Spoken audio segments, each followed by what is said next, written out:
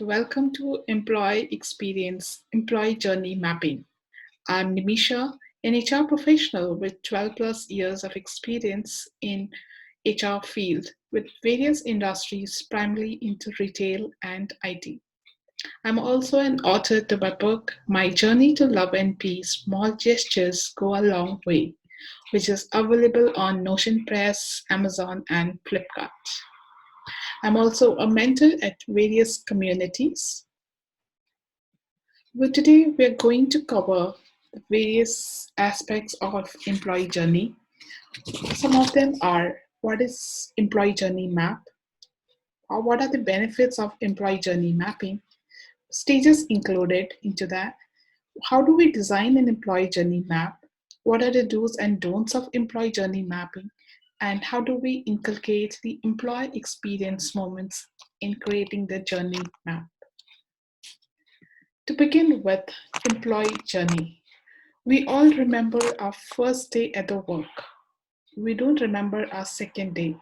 Similarly, we all remember our first discussion with our manager. We all remember our first performance review meeting. These are the moments which an employee journey is all about the time and experience it takes from the time of applying to an organization through to the exit from the organization. Employee journey mapping is nothing but a visual representation of the employee journey. It starts from the time the applicant, the candidate applies to the organization till the time they are settled in their career. And how we can cater to the moments that matter through all the aspects of the journey is what's covered in employee journey mapping. The benefits of employee journey. There are the concept of employee journey has been borrowed from customer success. The customer success uses the concept and the techniques of customer journey mapping, which has helped them to understand about their customer satisfaction as well as about the loyalty. And since it has also helped them to understand better the customer needs at different moments. And thus, in employee journey as well for the HR, it has provided various benefits. Some of them are better employee experience.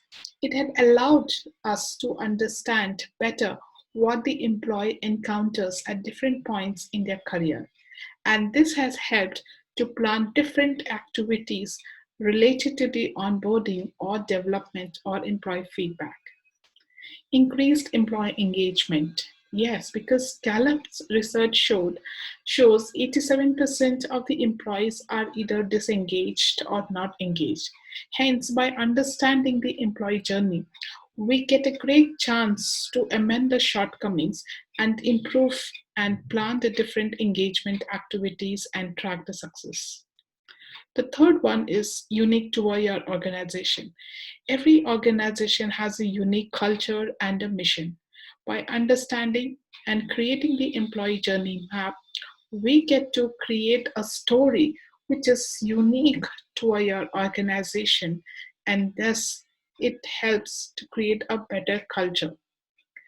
The better culture, yes, when everyone in the organization knows what their career paths are and how they have been achieving their goals, then that brings in a great culture in their organization.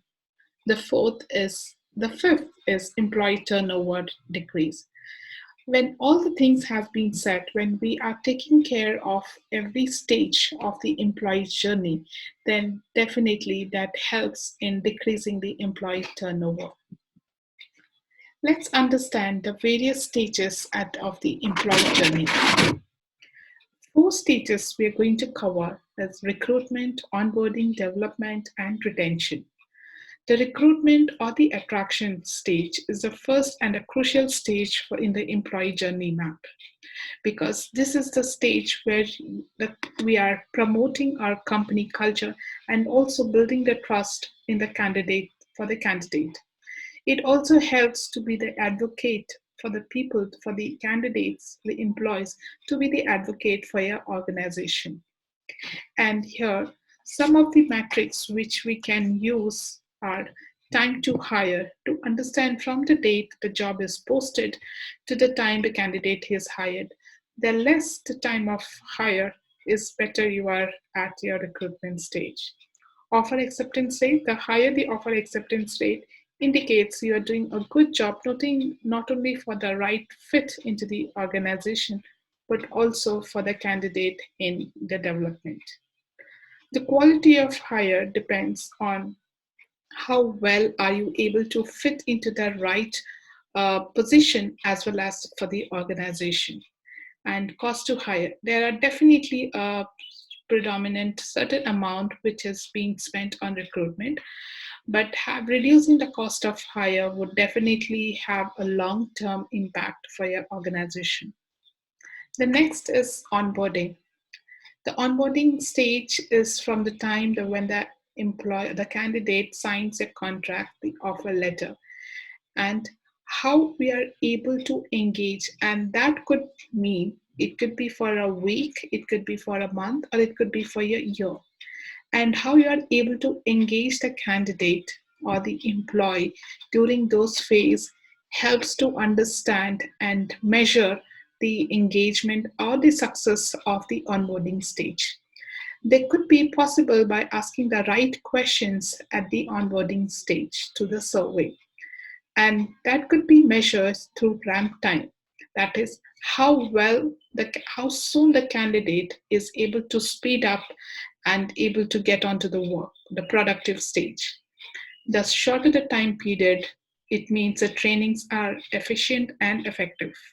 New hire engagement can be measured through the engage by understanding about the feedback on the engagement surveys or through various one-on-ones.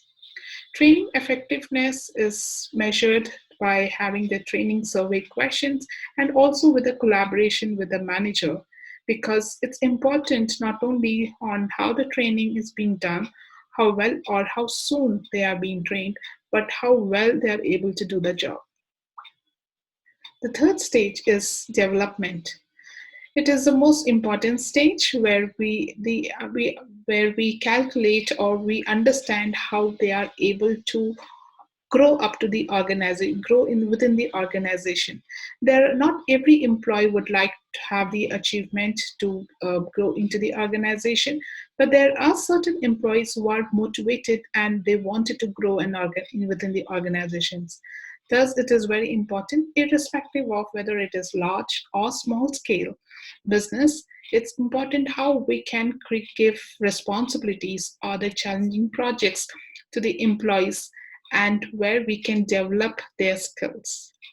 And the parameters where we can measure the development are, of course, the first one, productivity, which is the most important HR metric. That is to measure on the output how well the employee is performing.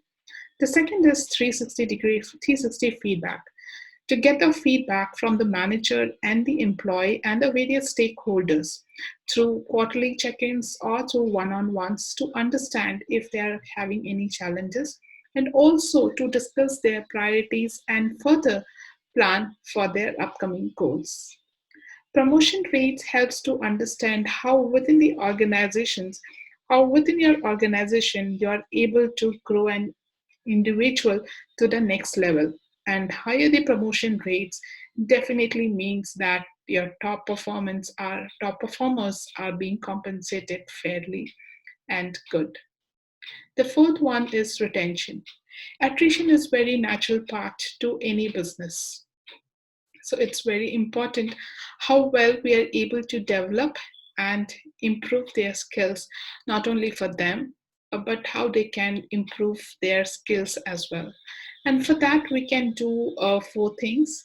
The first thing is listening to what they want, listening to their suggestions, basically. Second is to help empower them to know what they wanted to do and how they wanted to work. The third thing is to give them the power, to give them the vision on the various challenging projects. So these are the various things to which you can empower your top performers. And the metrics, what we can use is the employee engagement. This is also very common HR metric, which is being used in various organizations. It helps us to understand the likelihood of an employee staying in an organization. So the good employee engagement rate definitely means the needs and the goals are being taken care of by the organization. The next is the attrition rate. Yes, we all know how well we can keep the attrition within the control, helps the organization in the longer term. The next is designing an employee journey map. Well, before designing an employee journey map, it is first important to understand. The first step is to understand, determine the top priority. That is to know why do you need to create an employee journey map. So when you determine the top priority, it's basically to understand that if an organization, for example, if your organization is focusing on hiring or the recruitment, then it's very important to create an employee journey map, and the focus should be on the recruitment stage. That is how well we can have the candidate, how well you can gather the candidate experience, how well you can create a better experience on the candidate, the interview process or the application.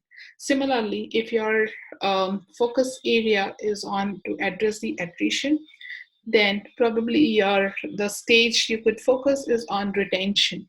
So to understand how well we can create the employee engagement, what we can do, understand how we can learn from the top performers on where we are missing on any onboarding, or where we are trying to miss if there are any development plans. So based on the focus areas of the organization is where you need to determine. There are no right or wrong journeys or wrong place. It totally based on the priorities for your organization. The second one is segment your workforce. So it's very important to understand your workforce needs. For example, if for in case of recruitment, hiring a software developer would differ from hiring the sales professionals. So it's very important to understand the demographic of your workforce and then plan it accordingly.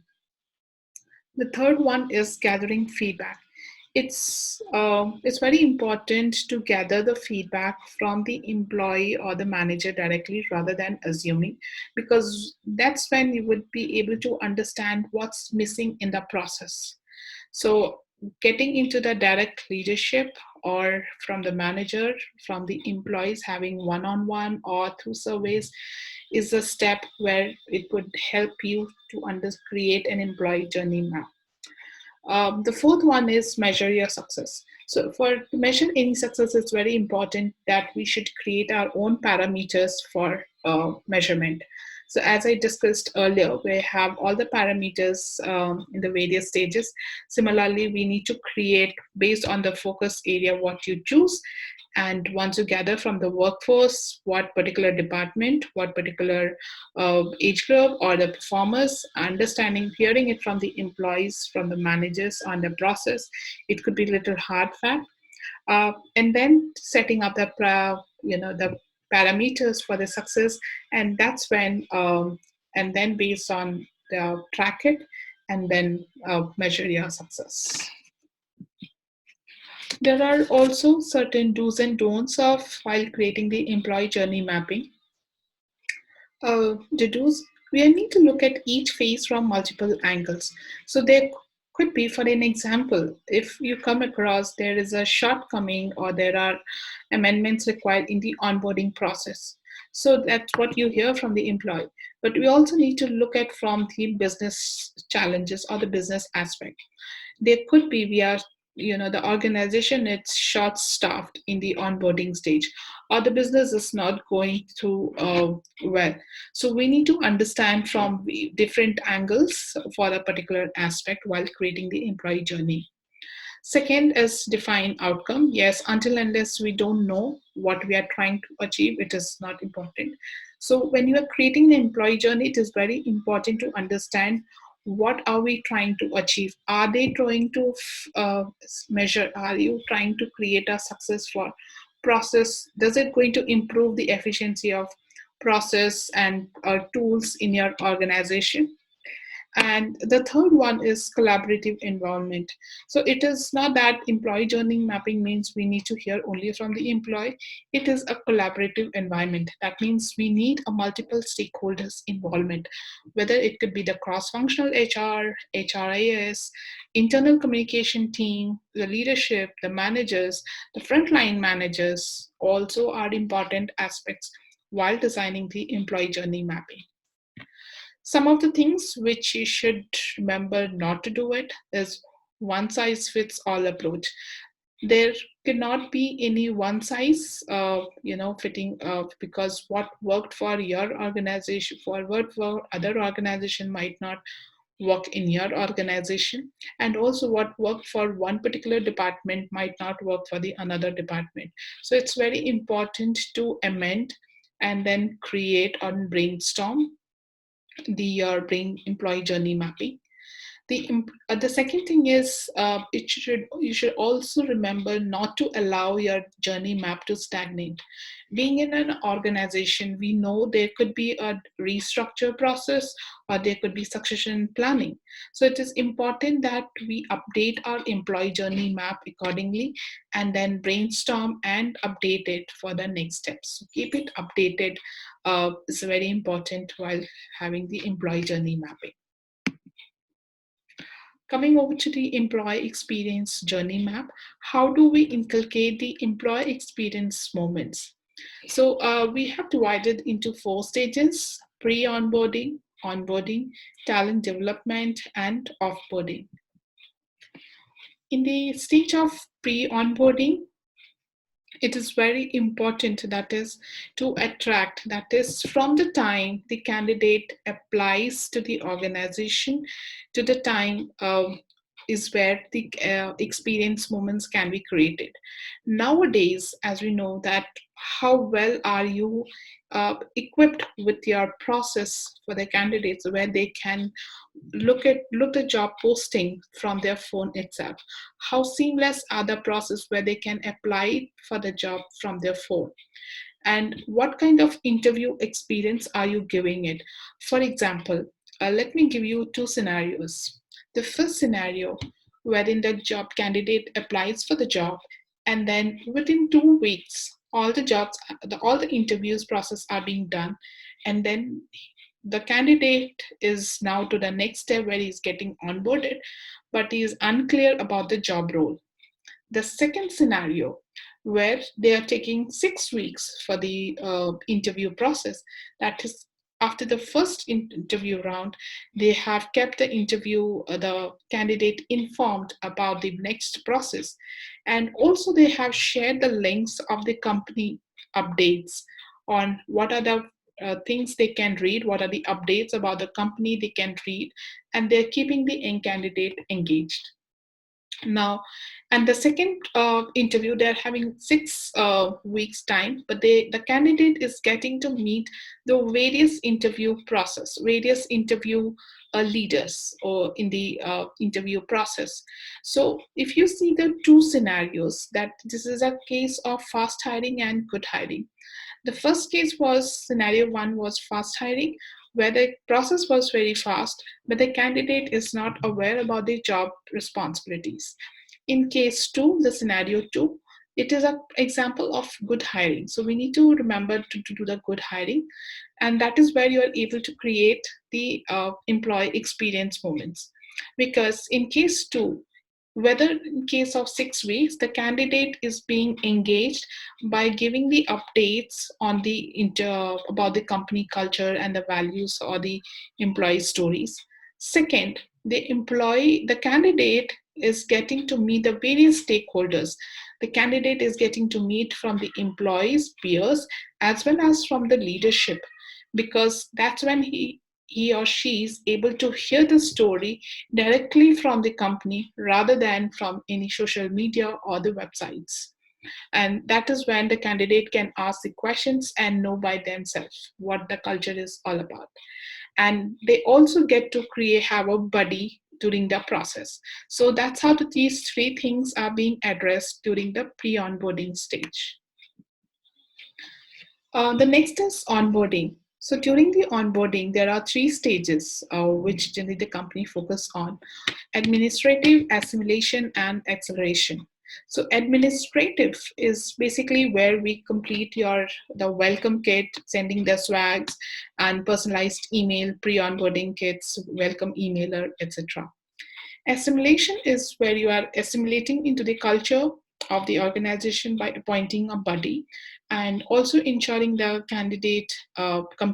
employee completes the mandatory trainings like GDPR, POSH, cybersecurity training. The third one is your acceleration.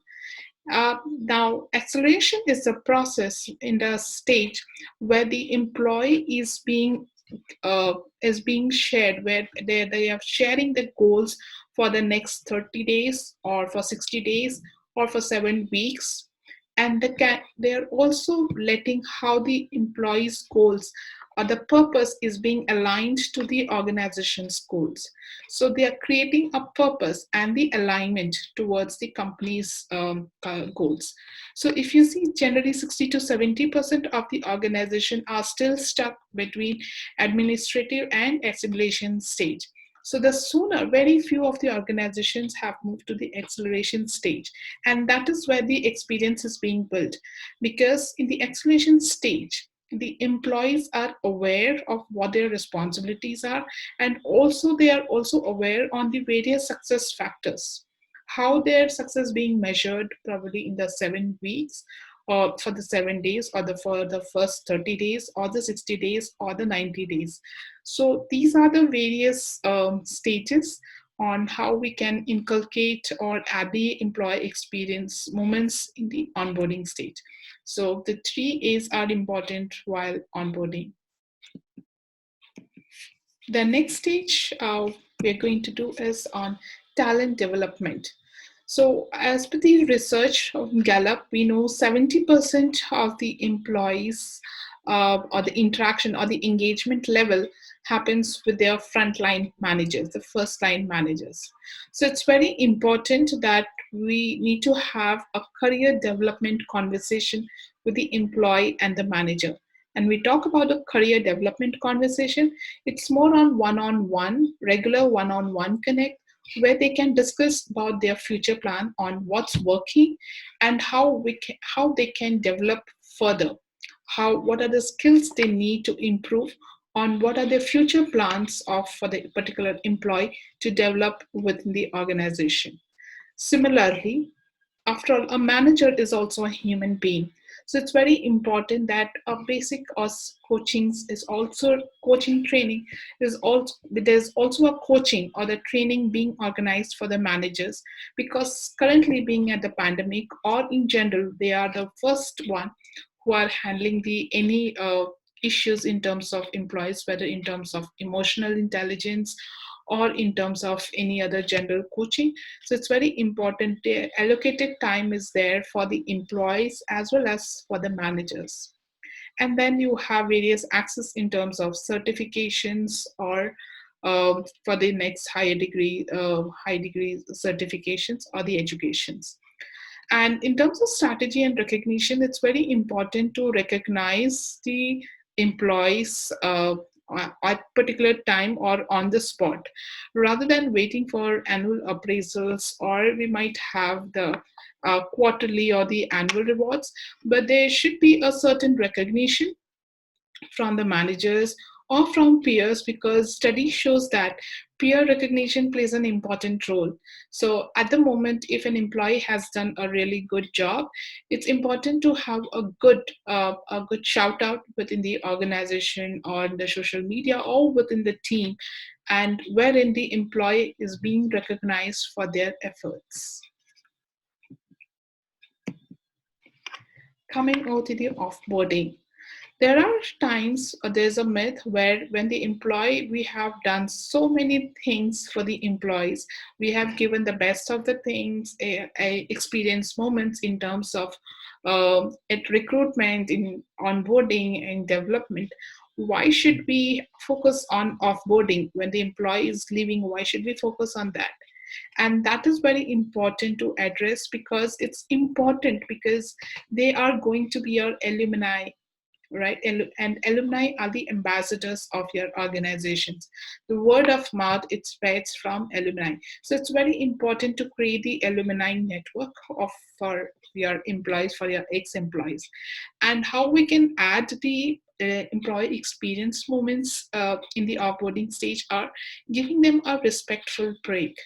That means, irrespective of whether it is voluntary or involuntary exit, it's important we can give them a respectful exit for their efforts, for their for their efforts, what they have put in, for their for the experience, for the tenure they have served within the organization. In case of voluntary, yes, we understand it's important we can give. In case of involuntary, I would like to mention, except for in case of if there are any criminal cases. Of course, it's in terms of whether in terms of performance behavior or not performance, we can definitely have a respectful exit for the employees, because all these years, all those months, what they have put their efforts, it's important that we recognize and give them a respectful break by communicating on what basis they are leaving in a very respectful manner.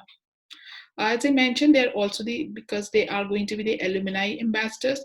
So it helps in giving you the referrals for the candidates or for your clients. So it might not work at that particular time, but their referrals could be a beneficial for the organization, whether it is only the employees or for the clients or for any vendors.